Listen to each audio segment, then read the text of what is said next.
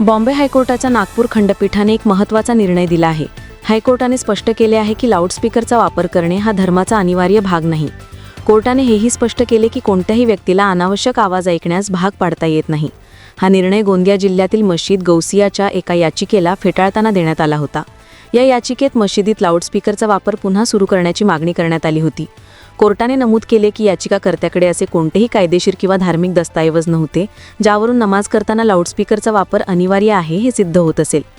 कोर्टाने सर्वोच्च न्यायालयाच्या एका निकालाचा उल्लेख करत म्हटले की सर्वोच्च न्यायालयाने स्पष्ट केले होते की कोणताही धर्म इतरांचा शांतता भंग करून, आवाज वाढविणाऱ्या यंत्रांचा वापर करून किंवा ढोल वाजवून प्रार्थना करण्याचा उपदेश देत नाही। 16 ऑक्टोबर रोजी झालेल्या सुनावणीदरम्यान हायकोर्टाने याचिकाकर्त्याकडून हे सिद्ध करण्यास सांगितले होते की लाऊडस्पीकर लावणे ही धार्मिक प्रथा अनिवार्य आहे का। याचिकाकर्त्याने याबाबत कोणताही पुरावा सादर करू शकला नाही, त्यामुळे कोर्टाने मानले की ते मागितलेली मदत मिळण्यास पात्र नाहीत। खंडपीठाने पुढे म्हटले की सर्वोच्च न्यायालयाने हेही नोंदवले होते की जिथे बोलण्याचा अधिकार आहे तिथे ऐकण्याचा किंवा न ऐकण्याचाही अधिकार आहे। कोणालाही ऐकण्यास भाग पाडता येत नाही आणि कोणीही हा दावा करू शकत नाही की इतरांच्या मनात आपला संदेश पोहोचवण्याचा त्याला अधिकार आहे। हायकोर्टाने पर्यावरण संरक्षण कायदा 1986 च्या अंतर्गत 2000 मध्ये बनवलेल्या नियमांचाही उल्लेख केला।